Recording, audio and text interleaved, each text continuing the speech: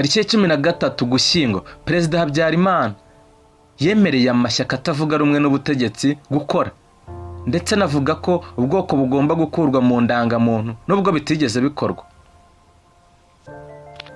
Reka noneho tujye mu mwaka wa 1991. Tariki ya 3 Mutarama APR Inkotanyi yahinduye isura y'imirwano, igaba igitero gikomeye mu duce twa Gatuna na Kaniga mu rwego rwo kwima inzira ibikoresho by'ingabo za FARC.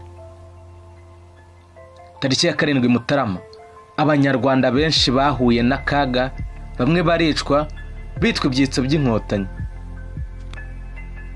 Tariki ya 23 Mutarama inkotanyi zafashe umujyi wa Ruhengeri zifungura ifungwa.